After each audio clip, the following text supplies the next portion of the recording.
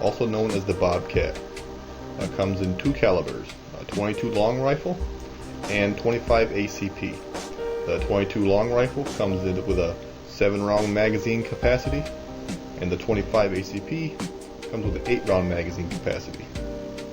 Finishes include a matte finish, a blue finish, a stainless finish, and a nickel finish. This particular model being the nickel finish. Most of the new ones come with plastic grips, but I believe you can also get wood grips for these also, like this particular one you're seeing here. This is a double single action trigger. The barrel on this is 2.4 inches. Weight comes in about 11.5 ounces.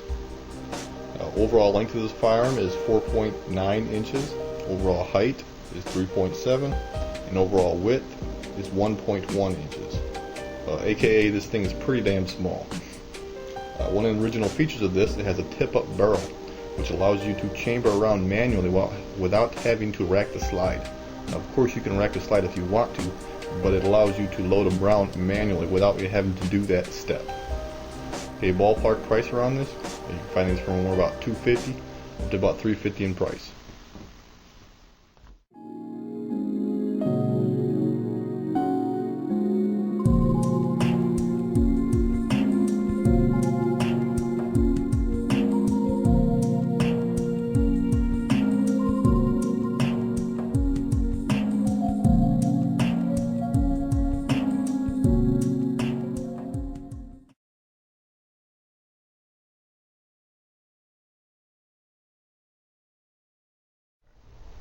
Alright, what about accuracy?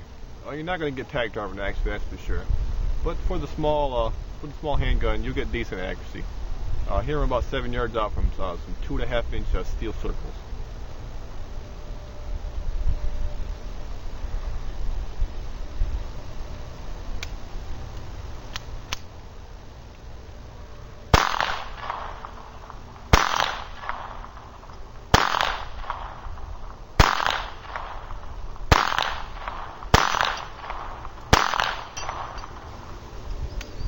Alright, that's all I'm going to do for accuracy. Accuracy for this firearm, due to its small size, is mostly due to the user. Depends on how much you use it. You don't shoot that much, you won't be that good at it. You shoot a little bit, you get decent at it. But it's by no means a target pistol. Call it gut guns. Basically, self-defense gun, you stick it in somebody's gut and you shoot, basically. It's not a point-and-shoot type firearm, not a target pistol at all. Okay, due to the length of the ammo test part of this clip, I decided to remove most of the clip. It was really long and kind of drawn out. I didn't really play much into the review of the firearm itself. I will show a couple of the ammos that I do recommend in this video, but as for the full ammo test part of the clip, I will not show it.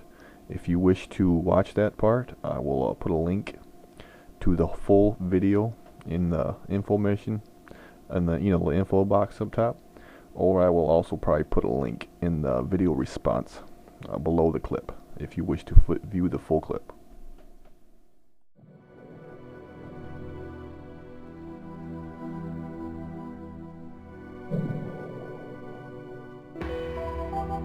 The first we're going to use is the CCI high velocity mini mags hollow points. It'll be a good self-defense round.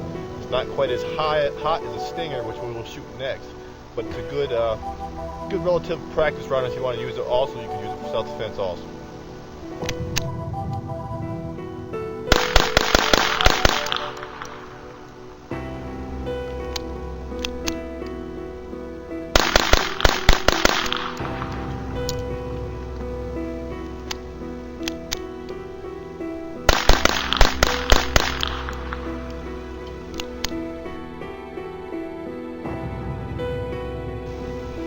Alright, this next round is the one that I would recommend personally for self-defense if you choose to carry this as a self-defense type firearm.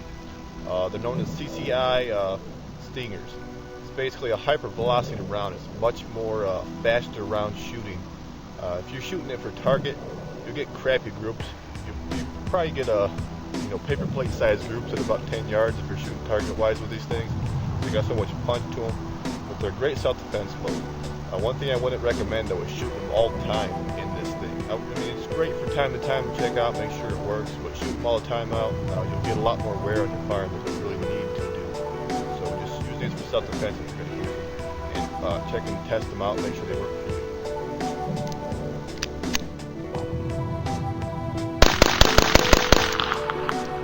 Got a little more oomph.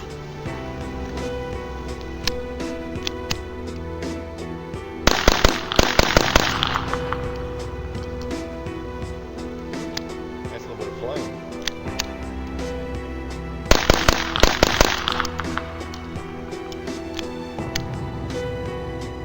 That's what.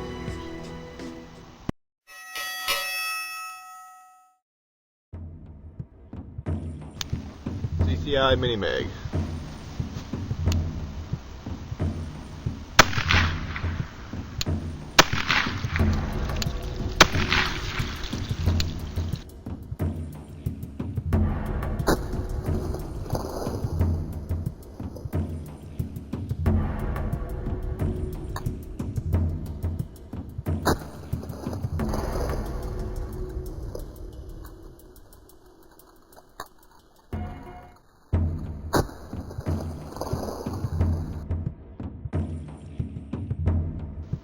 CCI Stinger.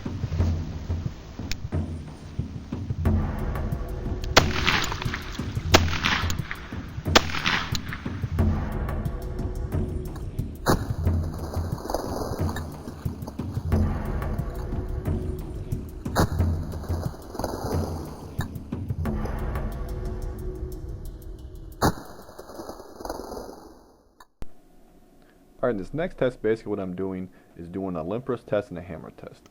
Hammer test is basically my generic way of, say you loaded the firearm and you dropped it on its hammer without the safety on, would it go off? That's basically the hammer test. And the limper's test is, of course, if you don't hold the firearm properly, will it jam?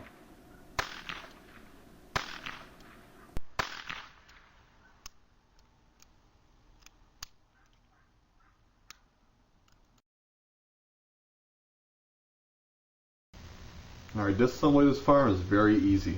First thing you want to do is go ahead and remove the magazine. And go ahead and check, make sure the chamber is empty. First go ahead and go over to your barrel level here. Flip the barrel open. This allows you to remove the slide. Now what you're going to do is go ahead and cant that barrel back to make room for this slide to come out. Then you're simply going to take the slide here and pull back just a little bit and push up. So you pull back and then push up. As you can see, it easily pops off so, and you want to go ahead and relieve the slide this way out. You don't want to go back because it won't go that way, so you want to go ahead and go forward after you relieved it up. So you go push up and then come forward like so. And then basically that's a basic disassembly of it. Alright, another few things you can do for disassembly if you want to is remove the grips themselves. They're held by these two screws on each side. If you do take them off, just note you might want to put a Loctite on those screws so they don't jiggle loose after you re-screw them in. Another thing you can remove is your trigger guard here. That's basically just held in there by spring tension.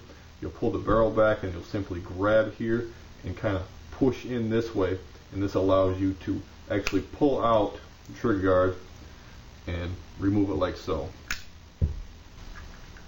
Alright, to reassemble it is very easy. If you took the trigger guard out, you'll simply can it in like you did before, and then go ahead and grab like you did before and bend this as you're putting it in, like kind of like a spring. Put it in that little slot like so. There'll be a small slot right here, and you'll know you did it right if your barrel has spring tension again. This is also works as your spring tension for your barrel. Then you'll simply